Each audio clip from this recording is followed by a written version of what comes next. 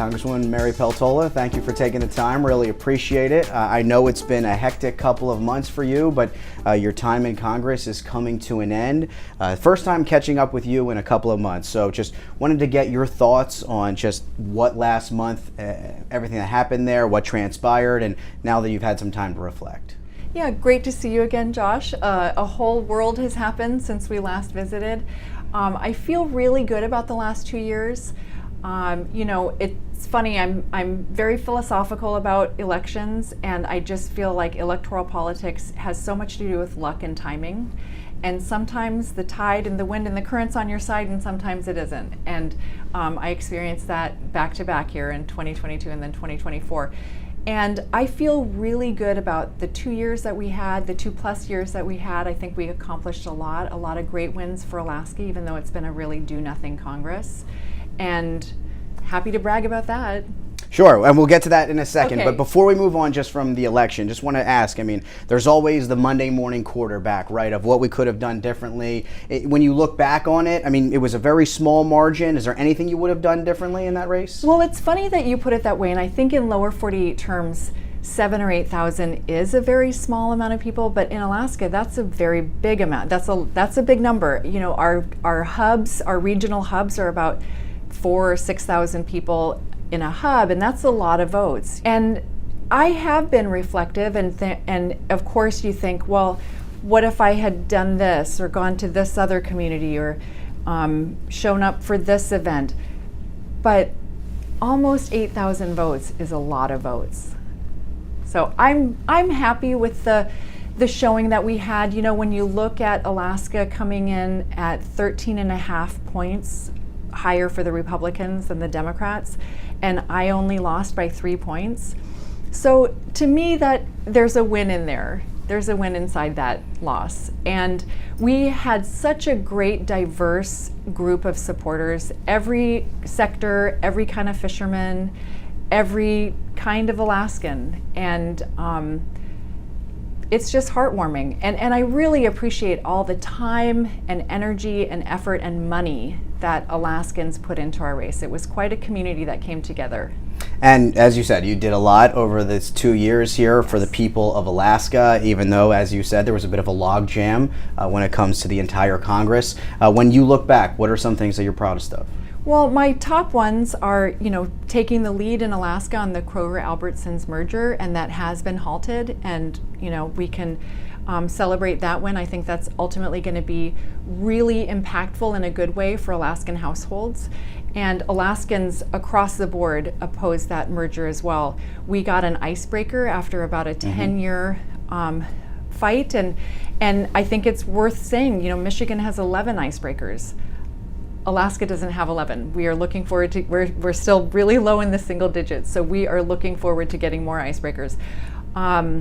We got an energy grid. We're beefing up our electricity grid and creating a new grid that will accept renewable energy, and I think that's really important as Alaska grows. We got the Willow Project. With commercial fishing, we were able to get the president to issue an executive order finally again after 10 years to prevent the loophole that allowed Russian caught fish into American markets, and we certainly don't need that competition when they're not buying our fish. And on and on, so many other wins, a lot of capital projects. And I think just being here and working in a bipartisan way and working to get things done and being proactive and having deliverables, and again, doing it in a way that isn't creating more divisiveness among Americans. With that said, what do you think is the biggest thing you learned as a member of Congress? I learned so much. I met so many interesting people. D.C., there's so many similarities to a state legislature, but it is entirely different also. I learned a lot from the senators from Alaska. We had a very cohesive delegation, and we were able to complement each other's strengths. And I learned a lot from them. My staff is incredible. I had a larger staff than I've ever had. Again, it's about a quarter the size of Senator Murkowski, about a third the size of Senator Sullivan.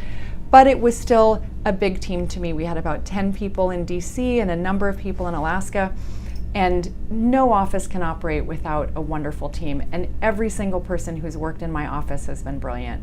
Is there anything you're going to miss? I like the camaraderie, and I do. There are moments, snapshots that were just exceptional, and you really kind of have to pinch yourself. I'm so blessed to have had this opportunity. I know when speaking with you and getting to know you, I mean, you faced your fair share of adversity here in these 2 years. I remember speaking with you right after your husband passed. And then you did get a standing ovation from the people in Congress, in the House of Representatives. What was that like to go through on such a national stage? Well, I'm still going through it. Right. Yeah, so, I don't think a person ever gets over that, but, people were very loving and the outreach was very heartwarming.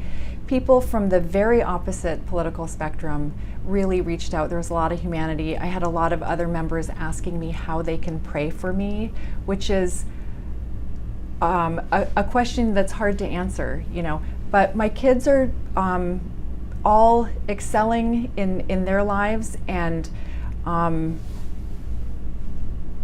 still going through it. Sure, no, I completely understand. Yeah. With that said here, as you move on, have you thought about what's next for you?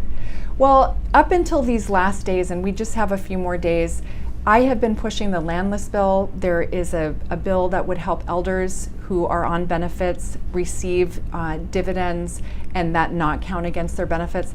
So we had a going away reception last night, and I was still arm twisting on getting these bills in the landless bill in the lands package and other things. So I think I'll be ready more to think about the transition once this is completely closed out. You're just looking forward to that time off back with your family? I am. I'm looking forward to a private life again. For anybody that's coming into the next Congress, any advice for them? Every decision you make is important, and the more you talk to diverse groups, I think the better the outcome. And we just need a Congress that's much less partisan. So anything new members can do to help turn down the dial on the partisanship, I think, is helpful. Anything else you want to add? I'm just really grateful, and thank you to all Alaskans for allowing me to represent you, and I'm looking forward to working with you again in the future. Congresswoman Mary Peltola, thank you for the time. Thanks, Josh.